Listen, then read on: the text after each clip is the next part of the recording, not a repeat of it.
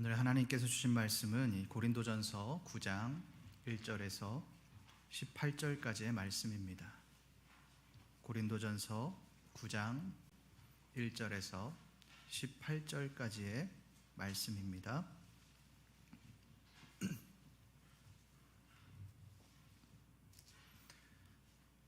저와 여러분들이 한 절씩 교독하시겠습니다.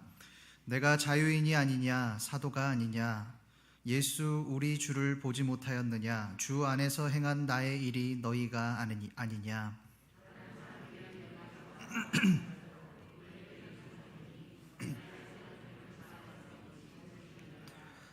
나를 비판하는 자들에게 변명할 것이 이것이니 우리가 다른 사도들과 주의 형제들과 게바와 같이 믿음에 자매된 아내를 데리고 다닐 권리가 없겠느냐?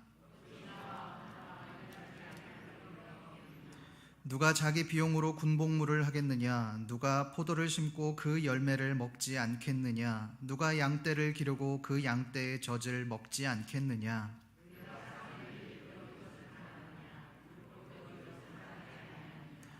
모세의 율법에 곡식을 밟아 떠는 소에게 망을 씌우지 말라 기록하였으니 하나님께서 어찌 소들을 위하여 염려하심이냐?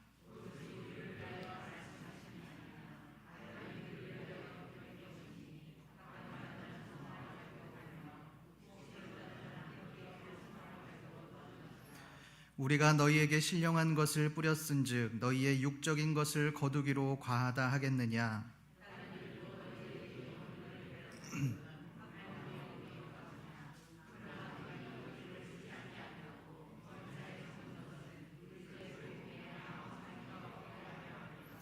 성전의 일을 하는 이들은 성전에서 나는 것을 먹으며 제단에서 섬기는 이들은 제단과 함께 나누는 것을 너희가 알지 못하느냐?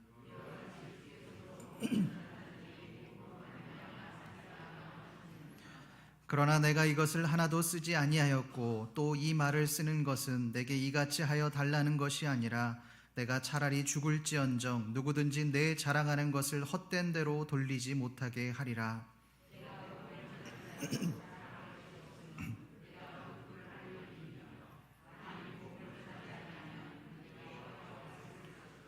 내가 내 자의로 이것을 행하면 상을 얻으려니와 내가 자의로 아니한다 할지라도 나는 사명을 받았노라. 그런즉 내 상이 무엇이냐? 내가 복음을 전할 때에 값없이 전하고 복음으로 말미암아 내게 있는 권리를 다 쓰지 아니하는 이것이로다. 아멘. 제가 아이를 키워보면서 신기하게 여겨지는 것이 한 가지 있습니다. 그것이 무엇이냐면 아이들이 갓난아이일 때에는 부모가 주는 대로 잘 받아먹고 또 부모가 시키는 대로 해주는 대로 그대로 순응을 하지만 갓난아이를 벗어나는 그 순간부터 부모가 시키는 대로 하기를 거부한다라고 하는 것입니다. 소위 주관이 생기고 자기의 고집이 생기면서 본인이 하고 싶은 대로 하려고 하는 것입니다. 밥을 먹여줘도 본인이 먹겠다고 떼를 씁니다. 본인이 원하는 숟가락이나 포크가 아니면 밥을 먹지 않습니다. 물을 마실 때도 자기 컵이 아니면 자기가 원하는 그 컵이 아니면 물 자체를 마시지를 않습니다. 옷 입을 때도요. 요즘은 본인이 원하는 옷으로 입겠다고 전혀 어울리지도 않는데 그것을 입겠다고 얼마나 떼를 쓰는지 모릅니다. 그 옷이 전혀 맞질 않고 그 옷을 입고 나가면 다른 사람들이 비웃을 텐데 다른 사람들이 부모가 어떻게 저런 옷을 입혔냐라고 분명히 손가락질 받을 만한 옷이지만 전혀 아랑곳하지 않습니다. 오늘 아침에도 이것 때문에 아이들과 실랑이를 엄청 하면서 나왔습니다. 무조건 본인이 원하는 대로 하겠다는 겁니다. 이유 불문하고 그냥 그렇게 하는 겁니다. 이 아이들의 모습을 보며 저는 인간은 정말 자유를 갈망하는 존재이구나라는 생각을 하게 됩니다. 인간은 태어나면서부터 죽을 때까지 이 자유를 갈망하며 살아갑니다. 자녀로 살아갈 때는 자기가 하고 싶은 것들을 하기 위해 마음대로 하기 위해 부모로부터 자유를 얻기를 간절히 소망합니다. 이제 나이가 들어서 조금 커서는 내가 매여 있는 것들, 또 책임져야 하는 그 부분들에 대해서 그 책임을 벗어나기 위해서 자유를 갈망합니다. 여러분, 우리가 알고 있는 자유라는 것이 도대체 무엇입니까? 우리에게 얽매여져 있는 것들을 해방되는 것, 그 얽매임으로부터 해방되는 것이 우리가 생각하는 자유입니다. 우리를 힘들게 하는 그 모든 것으로부터 벗어나는 것, 그것을 우리가 흔히 자유라고 생각을 합니다. 여기에서 이 자유의 개념은 우리가 가지고 있는 생각이나 의도, 우리 마음대로 할 수 있는 것을 의미합니다. 쉽게 말하면 내가 하고 싶은 것들을 마음대로 선택하고 또한 책임을 지지 않는 것, 그것이 우리가 알고 있는 자유의 개념입니다. 그러나 오늘 말씀에서 이 바울은 자유에 대해서 조금 다르게 이야기를 합니다. 우리가 일반적으로 알고 있는 자유에 대해서 말하지 않습니다. 그리스도인의 자유에 대해서 말을 하고 있습니다. 오늘 말씀을 통해 과연 이 바울이 말하는 그리스도인의 자유란 무엇인지를 한번 알아보겠습니다. 우리 다 같이 1절 말씀을 함께 읽어보겠습니다. 시작. 내가 자유인이 아니냐, 사도가 아니냐, 예수 우리 주를 보지 못하였느냐, 주 안에서 행한 나의 일이 너희가 아니냐. 오늘 말씀에서 이 바울은 내가 자유인이 아니냐, 이 사도가 아니냐, 이런 말로 말씀을 시작합니다. 여러분, 이 바울은 누가 뭐래도 자유인입니다. 아니, 누가 뭐래도 사도입니다. 바울은 하나님께서 복음을 전하도록, 그 복음을 전하기 위해 하나님께서 세우신 하나님의 사도입니다. 그런데 이 바울은 아주 당연한 말을 하고 있습니다. 바울이 도대체 왜 이 당연한 말을 하고 있는 것일까요? 이유는 간단합니다. 사람들이 바울을 사도로 인정하지 않기 때문에 그렇습니다. 우리 2절 말씀을 함께 읽어보겠습니다. 시작. 다른 사람들에게는 내가 사도가 아닐지라도 너희에게는 사도이니 나의 사도됨을 주 안에서 얹힌 것이 너희라. 다른 사람들에게는 내가 사도가 아닐지라도, 이 말은 바울을 사도로 인정하지 않는 사람들이 있다는 것입니다. 여러 가지 이유가 있었겠죠. 바울의 어눌한 말투, 또 바울의 질병이 사람들로 하여금 바울을 사도로 인정하지 않는 그런 결정적인 이유들이 되었을 겁니다. 그런데 오늘 말씀에는 그러한 이유 말고 또 다른 이유가 등장을 합니다. 그것이 무엇입니까? 바로 연보의 문제입니다.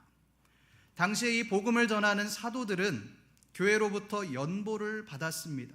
이것은 사도가 가지고 있는 당연한 권리였습니다. 당시에 이 교회가 사도들에게 연보를 주었던 이유는 사도들이 복음을 전하는 데 있어서 집중하게 하기 위해서였습니다. 그런데 바울은 이 연보를 받지 않고 자비량으로 사역을 했으니 사도로서의 자격이 없다는 겁니다. 오늘 말씀은 이 바울이 그것에 대해서 바울의 사도권에 대한 변호를 하기 위해 기록한 말씀입니다. 내가 연보를 받지 않는다고 해서 사도가 아닌 것이 아니다, 이것을 변증하기 위해 오늘 말씀을 기록한 겁니다. 그런데 여러분 자세히 보십시오. 1절 말씀에 보면 사도와는 관련이 없는 이 자유인이라는 말을 하고 있습니다. 이 자유인이라는 말을 사도보다 더 앞에 사용을 합니다. 이렇게 했다는 것은 사도보다도 자유인이라는 말이 더 중요하다는 것을 의미합니다. 과연 바울은 왜 자유인이라는 말을 가장 앞에 사용하고 있을까요? 이것을 알기 위해 우리는 이 자유인이 어떤 의미인지에 대해서 알아보아야 합니다. 1절에서 이 자유인이라고 사용된 헬라어 엘레우테로스는 노예와 반대되는 그런 표현입니다. 주인에 귀속된 노예와 자유가 없는 그 노예에 반대되는 표현으로 자유를 누리는 자라는 뜻입니다. 그런데 바울은 이 자유인과 사도직을 묶고 있습니다. 연결하고 있습니다. 왜 그럴까요? 여러분, 이 자유인과 사도는 전혀 어울리지가 않습니다. 우리가 흔히 목회자 또 목사 하면 떠오르는 이미지가 무엇입니까? 거룩함, 순결함, 정결함, 이것들이 떠오르실 겁니다. 그래서 목사는 죄를 지으면 안 되고, 또 술을 마셔서도, 거짓말을 해서도, 나쁜 짓을 해서도 안 된다라고 하는 생각을 가지고 있습니다.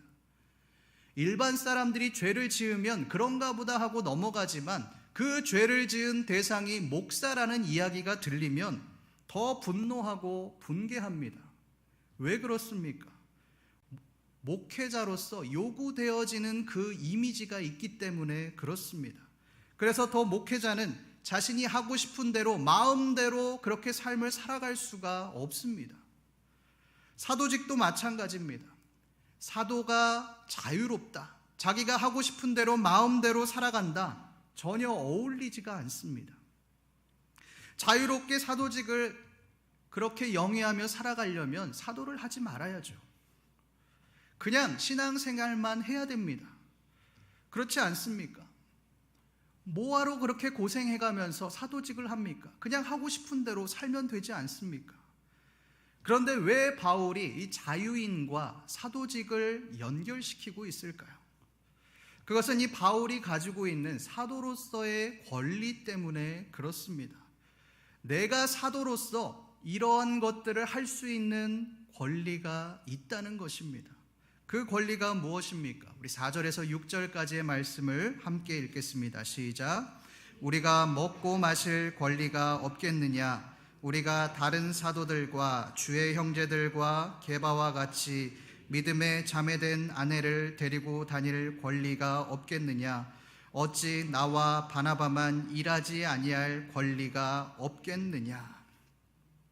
바울은 이 사도로서 가지고 있는 권리 세 가지를 이야기를 합니다.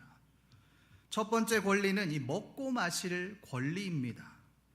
바울은 이 8장 말씀에서 우상에게 바친 그 재물을 내가 먹을 수 있는 그런 권리가 있지만, 그것이 내 형제를 실족하게 만들기 때문에 그 우상의 재물을 먹지 않겠다라고 그렇게 말을 합니다.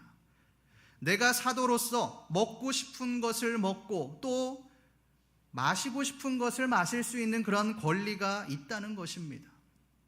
두 번째, 이 바울이 말한 권리는 믿음에 자매된 아내를 데리고 다닐 그런 권리입니다. 소위 결혼할 권리가 있다는 것입니다. 마지막으로 이 바울은 일하지 않을 권리에 대해서 말을 합니다. 이것은 이 소위 연보에 대한 이야기입니다. 바울은 자신이 개척한 교회에서 연보를 받으며 생계에 대한 걱정을 하지 않으며 복음 전하는 그 사역에 집중할 수 있는 그런 권리가 있다는 것입니다. 7절 말씀에서도 보면 이 바울은 사도로서 가지고 있는 그 권리들에 대해서 계속해서 말을 합니다.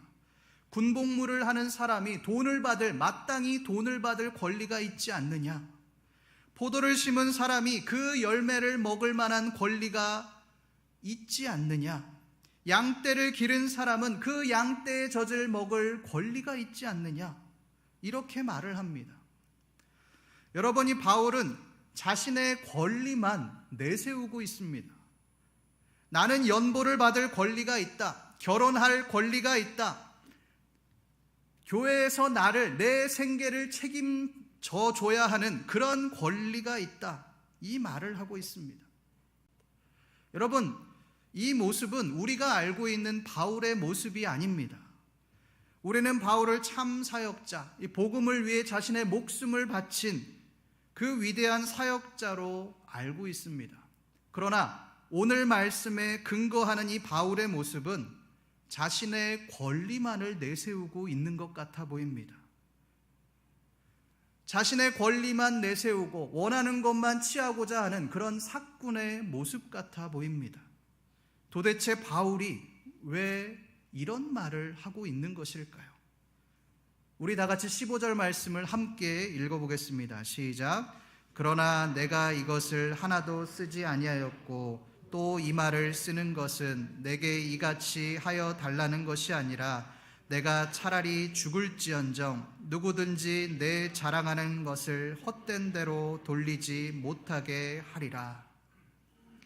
15절 말씀에 이 바울이 왜 이 말을 하고 있는지 기록이 되어 있습니다. 바울이 자신의 권리를 내세운 이유가 무엇입니까? 내게 이같이 하여 달라는 것이 아니라, 그것을 해달라는 것이 아니라는 겁니다.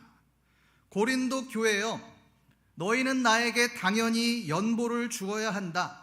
내가 복음을 전하는데 생계의 문제를 걱정하지 않을 수 있도록 나를 책임져 줘야 한다. 이 말을 하는 것이 아니라는 겁니다. 차라리 죽을지언정, 내가 없어서 못 먹어서 굶어 죽을지라도 너희에게 내가 당연히 받아야 할 그 사도로서의 권리를 주장하지 않겠다는 것입니다. 너희에게 경제적인 짐을 지우지 않겠다는 것입니다. 이 말은 사도로서 자신이 가진 그 권리를 포기하겠다는 그런 말입니다. 그렇다면 이 바울이 자신의 권리를 내세웠던 것은 내가 고린도 교회를 개척한 사람이다, 너희가 나를 마땅히 대접해야 한다, 이렇게 하려 함이 아니라 오히려 자신이 가진 권리를 포기하기 위해 이 말을 한 것을 우리가 알 수 있습니다. 내가 개척한 교회들로부터 연보를 받을 수 있고 또 복음을 조금 더 효과적으로 전하기 위해 내 생계를 책임져 달라고 요구하는 것이 정당한 요구이지만 나는 그 당연한 것을 요구하지 않겠다는 것입니다. 바울이 이렇게 말한 이유가 무엇입니까? 내 자랑하는 것을 헛된 대로 돌리지 못하게 하리라. 그렇게 하는 것이 자신의 자랑과 영광이 되어지기 때문에 그렇습니다. 나를 통해 하나님을 보는 것이 아니라 내가 하나님이 받아야 할 영광을 가로채는 일이 일어나기 때문에 그렇습니다. 우리가 잘 아는 목사님 중에 이재철 목사님이라는 분이 계십니다. 이 목사님은 이 주님의 교회를 개척하시고 또 부흥시키신 분입니다. 주님의 교회를 개척하실 당시에 10년 후에 퇴임하겠다라고 하는 그 약속을 지켜서 이 교단에서 한국교회에 신선한 충격을 주신 분입니다. 이분의 방침대로 지금 주님의 교회는 10년마다 담임 목사가 바뀝니다. 이 목사님이 마지막에 사역을 하셨던 곳이 100주년 기념교회라고 하는 곳입니다. 처음에는 이 열악했던 교회를 13년 만에 8,000명이 넘는 대형교회로 성장을 시키셨습니다. 많은 사람들의 존경을 받았습니다. 정말 능력 있는 목회자였습니다. 이 정도 했으면 자신의 업적을 드러내도 됩니다. 교회에 자신의 은퇴에 대한 예우를 충분히 요구해도 됩니다. 내가 이만큼 교회를 부흥시켰다, 내가 이렇게 교회에 영향력을 끼쳤다, 그렇게 말해도 뭐라고 할 사람이 한 사람도 없습니다. 그런데 이 목사님은 은퇴를 하시는 그 마지막 고별 설교에서 이렇게 말씀합니다. 저 이재철을 적당히 버리지 말고 철저히 버리십시오. 저를 철저히 버리셔야만 후임 공동 담임 목사님들을 통해 하나님이 거침없이 내려줄 새로운 차원의 은혜를 누릴 것입니다. 저를 철저히 버리십시오. 저의 떠남은 여러분들이 저를 버림으로써만 완결됩니다. 이 설교의 말씀을 남기시고 이 목사님은 퇴임식이나 이취임식이 없이 교회로부터 은퇴 예우금도 일체 받지 않고 경상도 창원으로 내려가셨습니다. 여러분, 이 바울이 오늘 말씀에서 이 자신을 자유인이라고 말한 이유가 무엇이겠습니까? 내가 하고 싶은 대로 행하기 위함이 아닙니다. 나는 이 수많은 교회를 개척했으니 큰 업적을 이룩했으니 내 마음대로 해도 된다, 이 말을 하기 위해 이 자유인이라는 표현을 한 것이 아닙니다. 오히려 내가 이 많은 권리들을 당연히 누릴 수 있지만, 그것을 받아들일 수 있지만, 사도로서, 자유인으로서 내가 마땅히 행할 권리를 행하지 않겠다라고 그렇게 말을 합니다. 왜 그렇습니까? 그것이 바울의 자랑이 되기 때문에 그렇습니다. 오늘날 이 교회에서 많은 사람들이 내 업적을 이루고 싶어 합니다. 내가 속한 부서에서, 내가 속한 공동체에서 내 영향력을 나타내고 싶은 겁니다. 내가 이런 사람이다, 내가 공동체를 위해 이러한 일들을 행했다, 이것을 알아주기를 원합니다. 인정받기를 원하는 것입니다. 그러나 여러분, 교회는 내 업적을 드러내는 곳이 아닙니다. 내 영향력을 나타내는 곳이 아닙니다. 내가 아니라 나를 통해 예수 그리스도를 나타내는 곳입니다. 공동체를 통해 하나님께서 역사하시는 그 은혜를 함께 누리는 곳이 바로 교회 공동체입니다. 성도 여러분, 우리를 드러내지 마십시오. 내 업적을 나타내지 마십시오. 오직 우리와 함께 하시는 하나님의 은혜를 나타내십시오. 그럴 때 우리 안에 계신 그리스도가, 우리와 함께 하신 그 하나님이 영광을 받으시게 될 것입니다. 바울이 이 고린도 교회에 재정을 요구하지 않았던 또 다른 이유가 있습니다. 그것이 무엇일까요? 당시에 이 고린도 교회의 배경과 관련이 있습니다. 당시에 이 고린도의 지도자들은 모두 돈을 받고 그렇게 진리를 가르쳤습니다. 그 진리가 제대로 된 진리가 아니지만 당시의 지도자들은 각자 진리라고 추구하는 것, 그렇게 여기는 것들을 그냥 가르치지 않았습니다. 돈을 받고 사람들을 받아들이고 제자를 받아들이고 사람들 앞에서 소위 연설을 했습니다. 수업료를 내지 않으면 그 진리에 대해서도 배울 수가 없었습니다. 이것이 당시의 이 고린도의 문화였습니다. 이러한 문화 속에서 돈을 받지 않는 사람은 어떻게 인식이 되었겠습니까? 능력이 없는 사람입니다. 진리를 가르치는 사람이 아닌 겁니다. 소위 수준이 떨어지는 사람으로 여겨졌습니다. 이런 관점에서 바울을 한번 보십시오. 이 고린도 사람들의 관점으로 바울을 보면 바울은 사도로서 마땅히 받아야 할 그 연보를 받지 않았습니다. 다른 사도들은 아내가 있는데 바울은 아내도 없습니다. 고린도 교인들이 어떻게 생각을 했겠습니까? 바울은 사도가 아니기 때문에 교회로부터 연보를 요청을 할 수 없는 거야.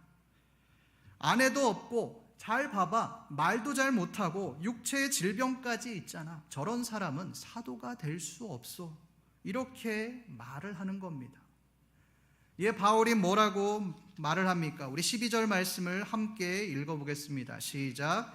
다른 이들도 너희에게 이런 권리를 가졌거든 하물며 너희일까 보냐. 그러나 우리가 이 권리를 쓰지 아니하고 범사에 참는 것은 그리스도의 복음에 아무 장애가 없게 하려 함이로다. 나도 연보를 요청할 만한 당연한 권리가 있다. 나는 마음대로 먹고 마실 그러한 권리가 있다. 그러나 내가 그렇게 하지 않는 것은 복음을 전하는 데 걸림돌이 되지 않기 위함이다. 그렇게 말을 하는 겁니다. 여러분, 실제로 바울은 교회에 연보를 받지 않았습니다. 그럼 당연히 먹고 사는 문제가 걸리겠죠. 바울은 먹고 사는데 필요한 비용을 직접 장막을 지으면서 그러한 일을 하면서 필요한 재정을 충당했습니다. 교회의 부담을 지우지 않기 위해 자기 자신을 희생했습니다. 특별히 고린도 교회가 바울 자신 때문에 재정적인 어려움을 겪게 된다면 복음을 전하는 데 있어서 어려움이 생기기 때문에 그것이 걸림돌이 되기 때문에 바울은 그 연보를 과감하게 거부했습니다. 여러분, 이 거부하는 것 말은 참 쉽죠. 쉬운 결정이 아닙니다. 자신의 생사가 걸린 그러한 문제입니다. 당장 먹을 것이 없어서 언제 굶어 죽을지 모르는 그런 상황입니다. 그런데 바울은 과감하게 자신의 생존을 위해 당연히 받아야 할 그 권리를 과감하게 포기합니다. 그리고는 이렇게 고백합니다. 우리 16절 말씀을 함께 읽어보겠습니다. 시작. 내가 복음을 전할지라도 자랑할 것이 없음은 내가 부득불할 임이라. 만일 복음을 전하지 아니하면 내게 화가 있을 것이로다. 내가 복음을 전할지라도, 바울은 그냥 복음을 전하는 것이 아닙니다. 생명을 걸고 전하는 것입니다. 연보를 받지 못하는 것 때문에 밤새도록 일을 해야 할지도 모르고 또 살기 위해서 발버둥을 쳐야 하는 그러한 열악한 상황입니다. 언제 굶어 죽을지, 언제 위험에 처할지 모르는 그러한 상황 가운데 처해 있습니다. 여러분, 만약 우리에게 이렇게 복음을 전하라고 한다면 어떻게 하시겠습니까? 지금 당신이 가지고 있는 그 재산을 다 하나님 앞에 바치고 복음을 위해 무급으로 봉사하십시오. 무급으로 헌신하십시오. 이렇게 누군가 말한다면 어떻게 되겠습니까? 대부분의 사람들이 떠나갈 겁니다. 어떻게 이렇게 부당한 요구를 할 수 있느냐고 그렇게 시위를 하며 하나님을 떠나갈지도 모릅니다. 그런데 바울은 무급으로 교회를 섬겼습니다. 연보를 받지 않고 목숨을 걸고 복음을 전했습니다. 텐트 메이커 일을 해가며 당장 먹을 것이 없어서 살 수 없는 그런 환경 속에서도 계속해서 버티고 복음을 전하며 교회를 섬겼습니다. 그런 바울이 뭐라고 이야기를 합니까? 이것이 부득불 내가 할 일임이라. 이것이 내가 마땅히 해야 할 일이다라고 그렇게 말을 합니다. 내가 이렇게 고생하는 것은, 목숨을 걸고 복음을 전하는 것은 내가 마땅히 해야 할 일이기 때문에 자랑할 것이 하나도 없다는 것입니다. 그것이 나의 사명이기에 나는 하나님의 사명을 따라 살아간다. 그리고 앞으로도 그렇게 살아갈 것이다 라고 말을 하고 있습니다. 제가 과거에 도전을 받았던 목사님 한 분이 계십니다. 그분의 이름은 고 최윤태 목사님이십니다. 이분은 78세까지 현역으로 목회 사역을 하신 분입니다. 어떤 분은 이 말을 듣고서 정년이 70세까지인데 어떻게 78세까지 목회 사역을 하셨느냐, 무슨 욕심으로 8년이나 더 하셨습니까? 라고 말을 하실지도 모르겠습니다. 그러나 이분은 욕심이 있어서가 아니라 본인이 개척한 교회를 맡아줄 사람이 없어서 후임자가 올 때까지 기다리시며 정년이 끝났는데도 계속해서 목회 사역을 감당하셨습니다. 그러던 중에 후두암이 발견이 되었습니다. 후두암이 발견이 되어서 이제는 치료를 받고 또 병원에 입원해서 그 어려운 과정을 겪어야 하는데 이 목사님은 치료받기를 일체히 거절하셨습니다. 이유인즉슨 교회를 맡아줄 사람이 없다는 이유에서였습니다.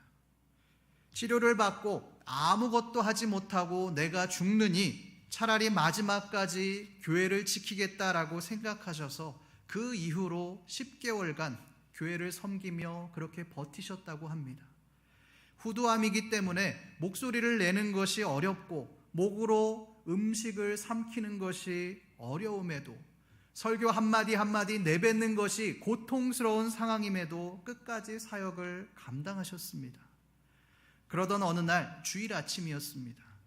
그날도 이 목사님께서 몸이 굉장히 안 좋으신데도 기어이 교회에 가서 설교를 해야겠다라고 하셔서 이 사모님이 먼저 차에 가서 시동을 걸고 계셨답니다. 그런데 아무리 기다려도 오시지 않아서 집에 와보니 이 목사님이 소파에 가만히 앉아 계시더랍니다. 사모님께서 이 가만히 앉아 계신 목사님에게 다가가서 여보 힘들어요? 힘듭니까? 이렇게 말씀을 하시자 그 자리에서 고개를 떨구셨습니다. 이것이 최윤태 목사님의 살아생전 이 마지막 모습이었습니다. 여러분, 이 목사님이 후두암에 걸려서 음식을 먹지 못하고 또 목소리가 나오지 않아 설교를 하는데 한 글자 한 글자 뱉는 것이 고통임에도 불구하고 끝까지 사역을 감당하셨던 이유가 무엇이겠습니까? 사명자이기 때문에 그렇습니다. 목사라는 직분, 교회를 섬기는 그 사역은 사람이 세워주신 것이 아니라 하나님께서 나에게 맡겨주신 그 사역이기 때문에 나는 비록 언제 죽을지도 모르고 또 지금도 죽을 것 같이 고통스럽지만 그럼에도 불구하고 하나님이 맡겨주신 그 사역, 그 사명을 끝까지 감당하셨던 겁니다. 성도 여러분, 우리 모두는 하나님의 사명자들입니다. 어떤 사명자들입니까? 복음을 전하는 사명자들입니다. 목회자만 복음을 전하는 것이 아닙니다. 우리 모두는 복음을 전할 사명이 있습니다. 우리는 예수 그리스도의 십자가 죽음으로 말미암아 구원을 받았습니다. 죽어 마땅한 자들이지만 예수님의 십자가 희생으로 사망에서 생명으로 우리가 구원을 받게 되었습니다. 갚을 수 없는 그 은혜를 입었습니다. 우리 모두가 복음의 빚진 자가 되었습니다. 그러기에 우리는 복음을 전하는 그 사명을 마땅히 감당해야 하는 것입니다. 여러분, 우리는 이 복음의 사명을 어떻게 감당하고 계십니까? 신앙생활을 하는 목적이 복음이 아니라 내가 원하는 것을 이루기 위한 그 수단이 되고 계시지는 않으십니까? 고린도 교인들과 같이 진리를 얻기 위해 좀 더 고차원적인 삶을 살아가기 위해 내 시간과 물질을 투자하고 계시지는 않으십니까? 그리스도인은 내 자신을 위해 살아가는 자들이 아닙니다. 오직 하나님의 사명을 위해 살아가는 자들입니다. 사명자는 나를 위해 사는 것이 아니라 사명을 위해 살아가는 것입니다. 말씀을 정리하겠습니다. 오늘 말씀에서 이 바울이 말하고 있는 그 자유가 무엇입니까? 내 마음대로 하는 것이 아닙니다. 내 마음대로 할 수 있고 누릴 수 있지만 하나님을 위해 내가 누릴 수 있는 그 권리를 과감하게 포기하는 것입니다. 나의 것을 포기하고 하나님께서 나에게 맡겨주신 그 사명에 순종하는 것, 그것이 진정 자유인의 삶입니다. 바울은 자신이 마땅히 누려야 할 사도의 권리를 포기했습니다. 그리고 복음 전하는 사명을 위해 자신이 누릴 수 있는 권리를 포기하고 자신의 모든 것을 복음을 위해 바치고 희생했습니다. 누리는 것이 아니라 헌신하는 것, 누리는 것이 아니라 포기하는 것, 이것이 바로 그리스도인의 진정한 자유라고 할 수 있습니다. 오늘 말씀에서 이 바울과 같이 나의 권리를 내세우지 아니하고 나의 권리를 포기하고 하나님께서 맡겨주신 그 사명을 감당하심으로 진정한 그리스도인의 자유를 누리시는 신림교회 모든 성도님들 되시기를 간절히 소망합니다. 기도하겠습니다. 하나님 아버지, 바울을 통하여 진정한 자유가 무엇인지 깨닫게 하시니 감사합니다. 하나님, 우리는 자유를 우리 마음대로 하는 것이라고 생각하지만, 해방이라고 생각하지만, 하나님, 진정한 자유는 우리가 하나님께서 맡겨주신 그 사명에 순종하는 것임을 깨닫게 하여 주시옵소서. 복음을 위해 헌신하며 나아갈 때 우리 안에 참 자유가 생김을 기억하게 하여 주시옵소서. 그래서 우리의 삶이 온전히 하나님께 나아갈 수 있는 그러한 귀한 삶이 되어질 수 있도록 주여 도와주시옵소서. 감사드리며 살아계신 우리 주 예수 그리스도의 이름으로 기도드립니다. 아멘.